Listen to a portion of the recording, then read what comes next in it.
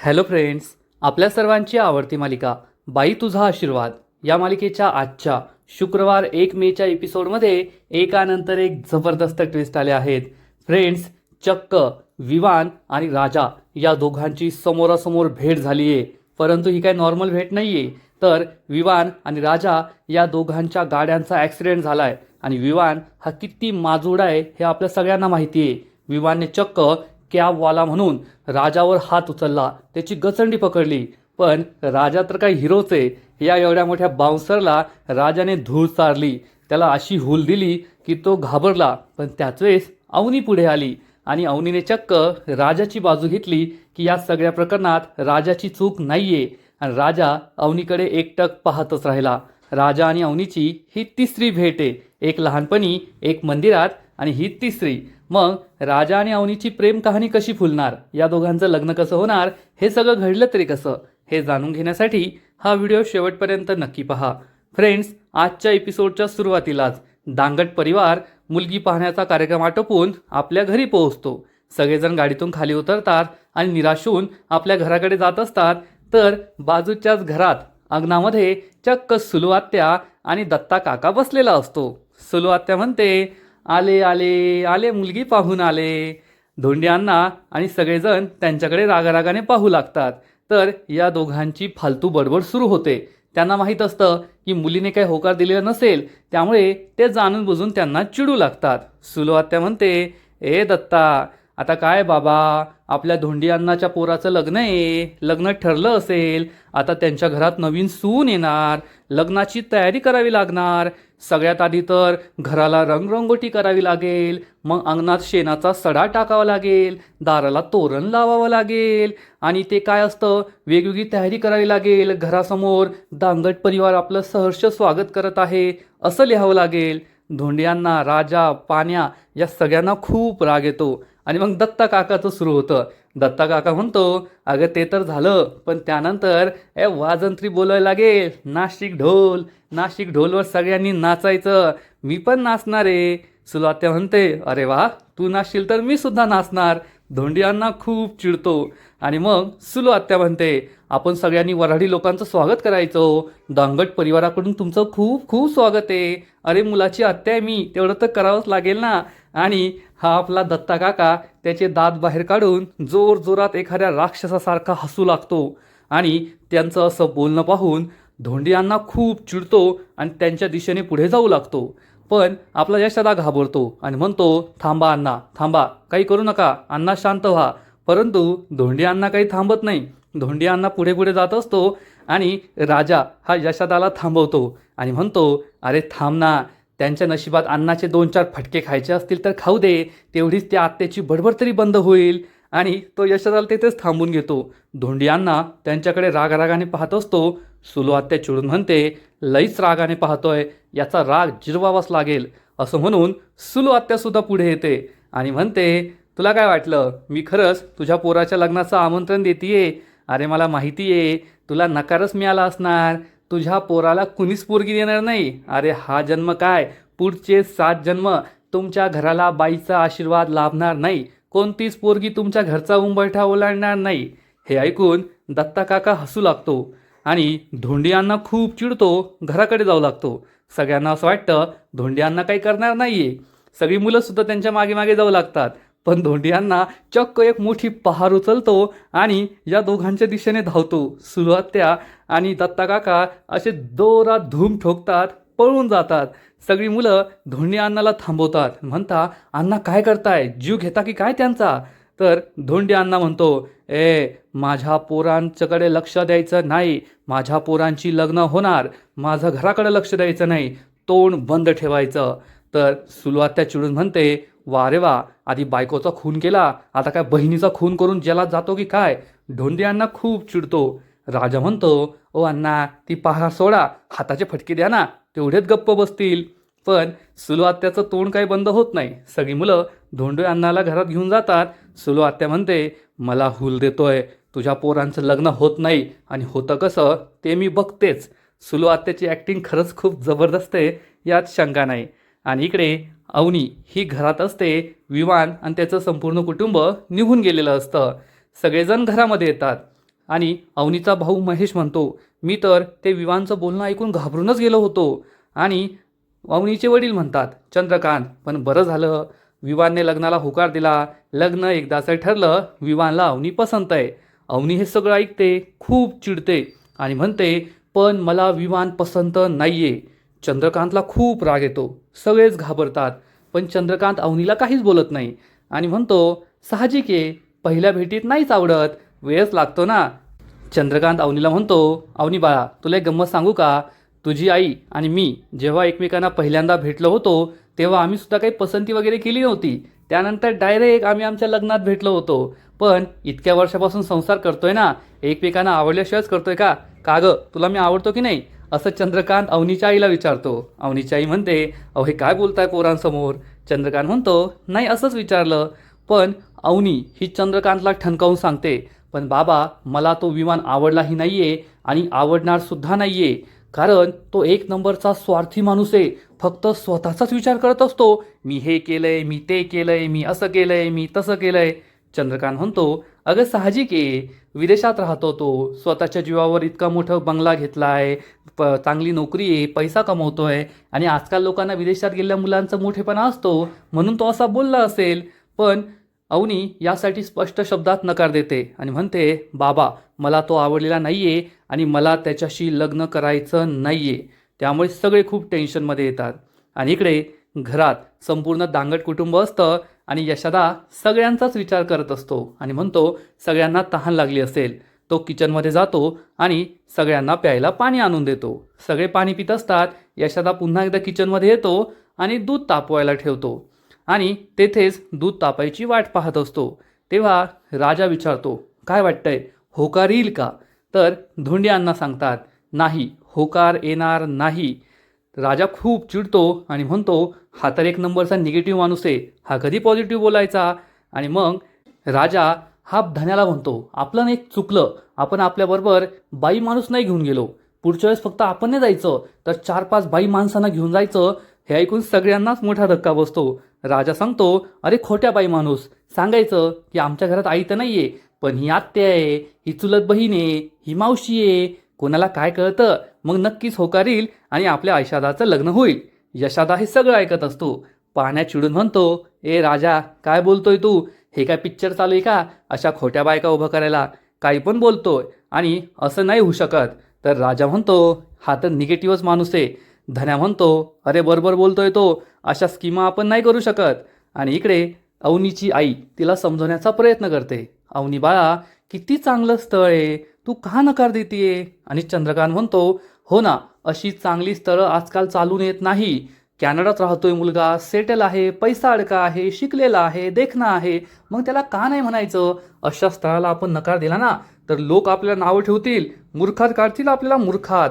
महेश अवनीला म्हणतो, हो अवनी, आणि त्याने तिकडे कॅनडात बंगला बांधलाय, इकडे सुद्धा फार्म हाऊस घेणार आहेत ते. अवनी चिडून म्हणते, घराला प्रॉपर्टी म्हणतो तो प्रॉपर्टी, त्याच्यासाठी भावनांना काहीच किंमत नाहीये.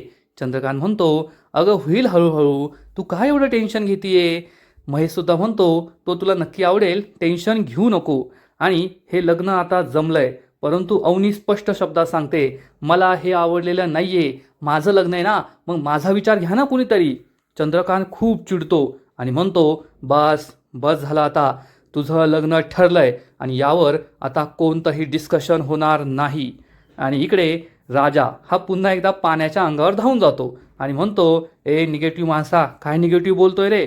तेवढ्यात धोंडियांना सुद्धा पुढे येतो आणि या सगळ्यांमध्येच भांडण सुरू होतं की लग्न होईल की नाही, लग्न का नाही होणार, नकारच येणार. यशोदा खूप चिडतो, किचनमधून बाहेर येतो आणि जोरात ओरडतो, ए गप्प बसा. म्हणूनच मला पाहण्याचा कार्यक्रम आवडत नाही, कारण तेथून आलं की मग नुसती चर्चा, नुसती भांडणं, एकमेकांना ओरडणं, त्यामुळे मला हा पाहण्याचा कार्यक्रम नकोसा वाटतो. तुमच्यासमोर हात जोडतो, पण आता भांडू नका.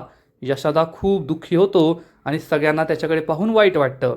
आणि इकडे चंद्रकांत हा अवनीला ठणकावून सांगतो, अवनी, तुझं लग्न ठरलंय आणि तुला विवानशीच लग्न करावं लागेल. माझ्यापेक्षा जास्त तुझं भलं बुरं कोणालाच कळत नाही. मी घेतलेला निर्णय अगदी योग्य आहे. अवनीची बोलण्याची हिंमतच होत नाही. आणि मग चंद्रकांत सगळ्यांना सांगतो, त्या विमानाला 1 महिन्याच्या आत कॅनडाला परत जायचंय, त्यामुळे लवकरात लवकर हे लग्न होणार आहे. स्वाती म्हणते, पण बाबा एवढ्या लवकर सगळी तयारी कशी होईल? चंद्रकांत सांगतो, त्यांना कोर्टात लग्न करायचं आहे, त्यामुळे तयारीला फारसा वेळ लागणार नाही. आपण सुद्धा या लग्नाची तयारी ठेवायची, सगळी तयारी करायला घ्या, असं म्हणून चंद्रकांत जाऊ लागतो. पण अवनीचा चेहरा पाहून तो परत येतो आणि अवनीला समजावून सांगतो, अवनी बाळा, बाप आहे मी तुझ्यासाठी जे काही करतोय ते योग्य करतोय. आणि भविष्य पाहणारा, कुंडली पाहणारा एक व्यक्ती माझ्या ओळखीचा आहे. त्याने मला सांगितलंय, जर यावर्षी तुझं लग्न झालं नाही तर पुढील 3 वर्ष होणार नाही. आणि मी तुझ्याबद्दल कोणतीच रिस्क घेऊ शकत नाही. तुझं लग्न याच वर्षी होईल, असं म्हणून चंद्रकांत तेथून जाऊ लागतो. अवनीची आई तिला समजवण्याचा प्रयत्न करते, तर चंद्रकांत म्हणतो, तिला कुणीही समजवायला जाऊ नका, तिला कळू द्या, तिला एकटीला सोडा. अवनीची आई सुद्धा चंद्रकांतच्या मागे मागे जाते. महेश सुद्धा निघून जातो. अवनी ही स्वातीला सांगते, स्वाती मला तो पसंत नाहीये. स्वाती तिला समजावून सांगते, तसंही बाबा विमान नाही तर दुसऱ्या एखाद्या मुलाशी तुझं लग्न करूनच देणार आहे, मग विमानमध्ये काय वाईट आहे? तेवढ्यात महेश स्वातीला बोलवतो. स्वाती सुद्धा निघून जाते. अवनी खूप दुःखी होते, तिला हे लग्न करायचं नसतं. इकडे डांगट कुटुंबामध्ये सगळे खूप टेन्शनमध्ये असतात. यशोदा खूप दुःखी असतो आणि त्याचा मूड ठीक करायचा असं सगळेजण ठरवतात. राजादा म्हणतो, मी काय म्हणतो पाण्या, आपल्या यशोदाचा पिंक कलरचा शर्ट खूप भारी दिसतोय ना, तो तर एकदमच चिकना दिसतोय, चिकना. तर पाण्याला सुद्धा समजतं की यशोदाला खुश करायचं आहे. धोंडियांना सुद्धा खुश होतात की आता सगळी मुलं मिळून माझ्या यशाला खुश करणार, त्याला हसवणार. पाण्या म्हणतो, अरे नुसतं शर्टचं काय घेऊन बसला, आपला यशोदा चिकना आहे, चिकना. राजा म्हणतो, अरे मी तर आधीपासूनच म्हणतो, हे काय आपल्या भारतातलं प्रोडक्ट नाही आहे, विदेशातला आयटम आहे. काय चिकना आहे बा, एक गोरा गोमटा एकदम भारी. आणि सगळेजण यशोदाचं खूप कौतुक करत असतात. तेवढ्यात धोंडी अण्णा सुद्धा पुढे येतात आणि म्हणतात, अरे शेवटी पोरगा कोणाचा आहे? माझा पोरगा आहे, म्हणून एवढा चिकना दिसतो. पाण्या म्हणतो, थांबा अण्णा. आणि पाण्या आतमधून एक छोटासा आरसा घेऊन येतो आणि म्हणतो, पहा स्वतःचं तोंड आणि मग बोला. आणि धोंडी अण्णा स्वतःचा चेहरा पाहतात आणि म्हणतात, अरे वा, अरे हा तर किती भारी दिसतो रे, कोण आहे? अरे हा तर मीच आहे. काय याची नजर काढा रे, काय छान दिसतो हा. आणि हा जोक ऐकून सगळेजण हसू लागतात. यशोदा, धन्या, पाण्या, राजा सगळे हसत असतात. राजा म्हणतो, तुम्हाला खरं सांगू का, मला आहे ना ती पोरगीच नव्हती आवडली, पोरगी काय एवढी छान नव्हती. पाण्या म्हणतो, आणि तिचे घरचे पण छान नव्हते. बरे, त्यांचा नकार आला ना तर चांगलंच होईल, नाहीतर आपणच नकार दिला असता. त्यानंतर पाण्या आणि धन्या निघून जातात. यशोदा दुःखी असतो. राजा त्याला समजावून सांगतो, यशोदा मी नेहमी म्हणतो ना, पॉझिटिव्ह राहायचं, कधीच निगेटिव्ह विचार करायचा नाही. देवी आईने तुझ्यासाठी जी मुलगी ठरवली ना, ती मुलगी तुला मिळणारच, तुझं तिच्याशीच लग्न होणार. आणि माझ्यासाठी जी ठरवली आहे तिचं माझ्याशी लग्न होणार, असा पूर्ण कॉन्फिडन्स आपल्या राजाला असतो. आणि मग आपला यशा हा संध्याकाळी भाजीपाला घेऊन घरी येत असतो सायकलवर. तेवढ्यात आपली नमी त्याचा रस्ता अडवते आणि म्हणते, ए यशा, चल माझ्याबरोबर, मी सुद्धा बटाटे आणायला चालली आहे. बटाट्याचा भाव काय मला माहीत नाही आहे. यशा म्हणतो, मी आता घरी जातोय, बाजार करून झालाय. काल जो भाव होता ना बटाट्याचा, आजसुद्धा तोच आहे. घरी सगळे माझी वाट पाहत असतील, त्यांना भुका लागल्या असतील, चिडचिड होईल त्यांची. नमी चिडून म्हणते, मग होऊ दे ना चिडचिड, आता काय ते लहान राहिले का? चांगले घोडे झालेत ना, बनून बनून त्यांचं खातील, तू काय त्यांना आयुष्यभर भरवणार आहे का? यशा खूप चिडतो आणि म्हणतो, हो भरवणार आहे, मरेपर्यंत भरवणार आहे. नमी हसू लागते आणि म्हणते, भरीव बाबा भरीव, त्यांना पण भरीव, पण मला पण थोडं उरीव. आणि यशोदा पण तिचं काहीच ऐकत नाही, तेथून जाऊ लागतो. नमी म्हणते, थांब, तुला माझ्या प्रश्नांची उत्तरं द्यावी लागतील. यशोदा विचारतो, कोणत्या प्रश्नांची उत्तरं? नमी विचारते, आज तुम्ही मुलगी पाहायला गेला होता ना, मग काय झालं? नकारच दिला ना तिने.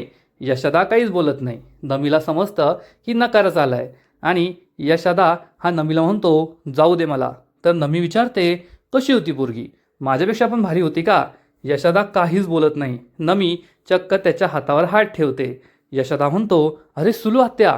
नमी घाबरून मागे पाहते तर मागे कोणीच नसतं. यशोदा जाऊ लागतो तर नमी त्याची सायकल पकडून त्याला पुन्हा एकदा थांबवते आणि म्हणते, मी तुझी होणारी बायको आहे ना, मग माझ्याशी असं का वागतोय तू? आपलं लग्न होणार आहे ना, मग दुसऱ्या मुली पाहत जाऊ नको. यशोदा तिला समजावून सांगतो, नमी हे आता होऊ शकत नाही. सुलवात्या, तुझं आणि माझं लग्न कधीच होऊ देणार नाही. मी आशा सोडली आहे, तू सुद्धा आशा सोडून दे. पण नमीने काही आशा सोडलेली नसते. नमी म्हणते, तू तुझ्या आईची दिलेली साडी अजूनसुद्धा मी जपून ठेवली आहे, येऊ का नेसून, तुला नेसून दाखवू का?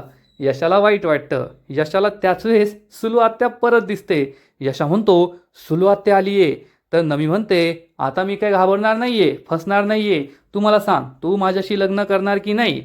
सुलू आत्या तेथे येते. तिला खूप राग येतो की ही नमी यशाशी बोलतीये. आणि मग सुलू आत्या एक मोठी काठी उचलते आणि नमीच्या पायावर जोरात फटका देते. नमी मागे वळून पाहते तर सुलू आत्याला पाहून ती खूप घाबरते आणि तिच्यापासून पळू लागते. सुलू आत्या तिच्या मागे मागे तिला छडी मारण्यासाठी पळत असते. यशा तिला समजावून सांगतो, सुलू आत्या आम्ही नव्हतो बोलत. सुलू आत्या चिडून म्हणते, मला सगळं दिसतंय बरं का. सुलू आत्या या नमीला चांगलंच फटकावते. नमी तेथून पळून जाते आणि मग सुलू आत्या ही यशदावर घसरते. तेवढ्यात राजा तेथे गाडी घेऊन येतो आणि हे सगळं पाहत असतो. सुलू आत्या चिडून म्हणते, ए यशा, तुझं लग्न होत नाहीये म्हणून तू माझ्या पोरीला फूस लावतो का रे? यशदा म्हणतो, नाही सुलू आत्या, असं काहीच नाहीये. तू म्हणत असशील ना तर मी आयुष्यभर तिच्याशी बोलणार नाही. सुलू आत्या चिडून म्हणते, ए मला आत्या बित्याने म्हणायचं, तुझा आणि माझा काही संबंध नाहीये. अरे स्वतःच्या बायकोचा खून केलेल्या बापाची अवलाद तू, आणि तू माझ्या पोरीशी लग्न करशील का? तुझ्या घरात माझी पोरगी देण्यापेक्षा तिला विहिरीत लोटून देईन मी, आयुष्यभर बिन लग्नाची ठेवीन. हे सगळं ऐकून यशदाला खूप वाईट वाटतं. राजासुद्धा खूप दुःखी होतो आणि मग सुलू आत्या जाता जाता यशदाची सायकल लुटून देते. सायकल खाली पडते. यशदा दुःखी होऊन तिच्याकडे पाहतच असतो. सायकल उचलतो पण त्याच वेळेस राजा तेथे येतो आणि तो सायकल उचलायला मदत करतो. राजाला दिसतं की पिशवीत असलेली अंडी ही तुटली आहेत आणि यशदा त्याला सांगतो, काही नाही, ती सायकल स्लिप झाली होती ना म्हणून पडली. राजा त्याला काहीच म्हणत नाही आणि म्हणतो, हो हो होऊ शकतं, अंडीसुद्धा फुटली आहेत, जाऊ दे, अंडी फुटतच असतात. यशदा म्हणतो, चल लवकर, तुला भूक लागली असेल ना, मी घरी जातो आणि स्वयंपाक बनवतो. राजा म्हणतो, हो ठीक आहे. यशदा सायकलवर बसतो पण सायकलची चेनसुद्धा खाली पडलेली असते आणि यशदा म्हणतो, चेनसुद्धा पडली, ठीक आहे मी पायी पायी जातो, तू ये बरं का लवकर. असं म्हणून यशदा तेथून निघून जातो. त्याच्याकडे पाहून राजाला खूप वाईट वाटतं. तेवढ्यात राजाला एका गाडीवर सप्तशृंगी मातेचा एक फोटो दिसतो आणि राजा म्हणतो, देवी आई, पाहिलंस ना माझा यशदा किती चांगला आहे आणि त्याच्याबरोबर तू असं का करतेस? आता तरी त्याच्या नशिबात जी पोरगी लिहिली ना ती त्याला मिळू दे, त्याचं लग्न होऊ दे, अशी प्रार्थना आपला राजा करतो. आणि आजचा एपिसोड येथेच संपतो. फ्रेंड्स, बाई तुझा आशीर्वाद या मालिकेचा आजचा एपिसोड खरंच खूप भारी होता, खूप इंटरेस्टिंग होता. प्रत्येक एपिसोड हा मागच्या एपिसोडपेक्षा भारी आहे एवढं मात्र नक्की. आजच्या एपिसोडमध्ये अवनीची अवस्था पाहून वाईट वाटलं. एवढ्या मोठ्या घरातली पोरगी, श्रीमंत मुलगी, शिकलेली, इतकं जास्त शिकलेली मुलगी, पण तरीसुद्धा तिच्या बाबांच्या स्वभावामुळे आवडत नसलेल्या मुलाबरोबर तिला लग्न करावं लागतंय. आपली स्वप्न, करिअर, शिक्षण सगळं मागे सोडावं लागतंय. आणि इकडे राजा आणि त्याच्या कुटुंबाची अवस्थासुद्धा आपण पाहिली आहे. आपल्या मोठ्या भावाचं लग्न व्हावं, आपल्या घराला बाईचा आशीर्वाद मिळावा यासाठी ते रात्रंदिवस प्रयत्न करताय, पण त्यांच्या प्रयत्नांना यश मिळत नाही आहे. मग आता या बाईचा आशीर्वाद म्हणजेच अवनीचा आशीर्वाद त्यांच्या कुटुंबाला लाभणार आहे. पण अवनी आणि राजा यांचं लग्न होणार तरी कसं? अशी काय परिस्थिती निर्माण होईल की अवनी ही राजाशी लग्न करेल? त्यांचा प्रेमविवाह असेल की चुकून त्यांचं लग्न होणार? हे सगळं पाहायला खूप मजा येणार आहे. मग अवनी आणि राजाची भेट तरी कधी होणार? तर फ्रेंड्स, या दोघांची भेट लवकरच होणार आहे. आजचा एपिसोड तर भारी होता, पण या मालिकेचा पुढील एपिसोड आणखीन भारी असणार आहे. आणखीन मोठा ट्विस्ट या मालिकेत येणार आहे. मग नेमकं घडणार तरी काय? तर पुढील एपिसोडमध्ये आपण पाहू की राजा हा आपल्या गाडीने कुठेतरी जात असेल आणि त्याच वेळेस एका दुसऱ्या गाडीबरोबर त्याच्या गाडीची धडक होणार. दोन्ही गाडींचा ॲक्सिडेंट होणार, अपघात होणार आणि ही दुसरी गाडी चक्क विवानची असेल. आणि राजा खूप चिडणार, कारण विवानची चूक असणार. पण विवान हा कसा माजुडा आहे हे आपल्या सगळ्यांना माहिती आहे. स्वतःची चूक तो कधी मान्य करत नाही आणि उलट तो राजावरच दादागिरी करणार. एक कॅबवाल्या, तुला काही नीट दिसत नाही का रे? नीट गाडी चालवता येत नाही का? असं म्हणून तो चक्क राजाची गसंडी पकडणार. तसं पण विवानला त्याच्या बॉडीवर खूप माज आहे की मी लय मोठा बाउन्सर आहे आणि आपला राजा हा देडपसली आहे, पण तो काय त्याला घाबरणार नाही. आणि राजा हा एकाच फटक्यात विवानचा हात दूर करून स्वतःची गचंडी सोडून विवानला मारण्यासाठी जोरात मूठ ओळणार, विवानवर जोरात वार करणार. विवान खूप घाबरेल, पण त्याच वेळेस अवनी गाडीतून बाहेर निघेल, म्हणजे विवान, महेश, अवनी हे तिघे एकत्र असतील. अवनी गाडीच्या बाहेर निघेल आणि म्हणेल थांबा, आणि अवनीला पाहताच आपला राजा हा पुन्हा एकदा शांत होईल. आपल्या सगळ्यांना माहिती आहे अवनी आणि राजाची ही तिसरी भेट आहे. लहानपणी सुद्धा त्यांची एकदा भेट झाली होती, ती कदाचित या दोघांना आठवत नसेल. मग आता देवी आईच्या मंदिरात झाली आणि आता पुन्हा एकदा ॲक्सिडेंट दरम्यान झाली आहे. अवनी ही चक्क राजाची बाजू घेईल आणि विवानला ठणकावून सांगेल, विवान चूक तुझी आहे, तू चुकीच्या पद्धतीने गाडी चालवत होता.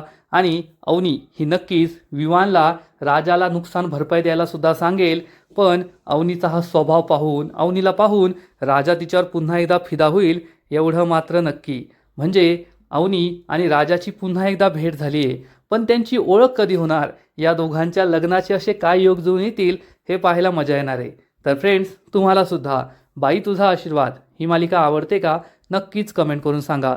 आणि या मालिकेचे असेच नवीन नवीन एपिसोड, नवीन नवीन अपडेट सर्वात आधी पाहण्यासाठी व्हिडिओला लाईक करा, शेअर करा, चॅनलला सबस्क्राईब करून बेल आयकॉनवर क्लिक करा, म्हणजे या मालिकेचे नवीन नवीन एपिसोड तुम्हाला सर्वात आधी पाहायला मिळतील. खूप खूप खूप धन्यवाद.